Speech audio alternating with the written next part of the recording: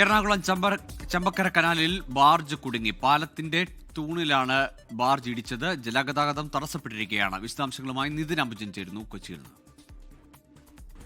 ഏതാണ്ട് 11:00 ചമ്പക്കര കായലിൽ പാലത്തിന് നേരെ താഴെയായി തന്നെ ഈ ബാർജ് അപകടത്തിൽപ്പെടുന്നത്. ബാർജ് അമ്പലമുകൾ ഭാഗത്തു നിന്നും ഐലൻഡിലേക്ക് ലോഡിറക്കി പോകുമ്പോഴായിരുന്നു അപകടം.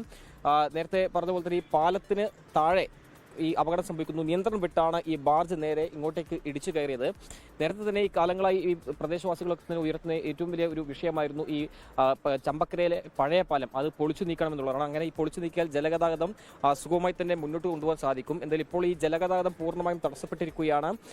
വേലിയിറക്ക സമയമായിരുന്നു രാവിലെ. അതുകൊണ്ട് തന്നെ ഈ വേലിയിറക്ക സമയത്ത് ഈ ബാർജ് നിയന്ത്രണം വിട്ട് ഇങ്ങനെ ഇടിച്ചു കയറുകയാണ്. ഇനി ഏതാണ്ട് വൈകിട്ട് വരെ ഈ ഒരു ജലഗതാഗതം തടസ്സപ്പെട്ട നിലയിലേക്ക് ഈ ബാർജ് ഇവിടെ തന്നെ ഉണ്ടാകും. ഈ പ്രദേശത്തെ ആളുകളൊക്കെ തന്നെ നേരത്തെ സൂചിപ്പിച്ച പോലെ തന്നെ പറഞ്ഞിരിക്കുന്നത് ഈ പാലം പൊളിച്ചു നീക്കിയാൽ ഇത്തരത്തിൽ ജലഗതാഗതത്തിന് സുഗമമായി തന്നെ മുന്നോട്ട് കൊണ്ടുപോകാൻ സാധിക്കും. മാത്രമല്ല ഈ ബാർജിന് സുഗമമായി തന്നെ ഇതുവഴി കടന്നു പോകുന്നതിലും തടസ്സം ഉണ്ടാകില്ല എന്നൊരു പ്രതികരണമാണ് ഇവിടുത്തെ പ്രദേശവാസികളൊക്കെ തന്നെ നടത്തുന്നത്. നേരത്തെ കാലങ്ങളായി ഇതുമായി ബന്ധപ്പെട്ട് സമരങ്ങളൊക്കെ ഇവിടെ നടന്നിരുന്നു. പക്ഷേ ഒരു പരിഹാരവും ഇതുവരെ ഉണ്ടായിട്ടില്ല.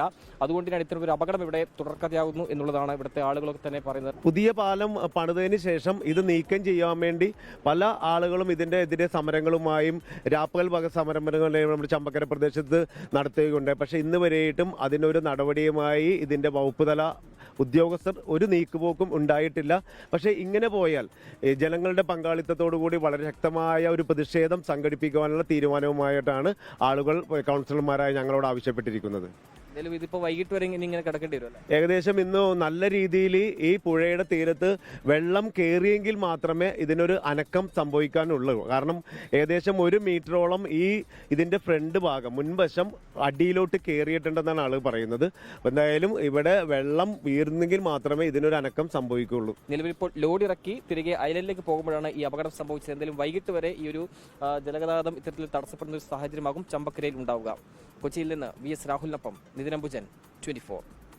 ലോകത്തെവിടെയായാലും ഏത് സമയത്തും 24 വാർത്തകളും ഓഗ്മെന്റഡ് റിയാലിറ്റി പാക്കേജുകളും എക്സ്പ്ലെയിനറുകളും വിശദമായി കാണാൻ ഞങ്ങളുടെ യൂട്യൂബ് ചാനൽ നിങ്ങൾക്ക് സബ്സ്ക്രൈബ് ചെയ്യാം.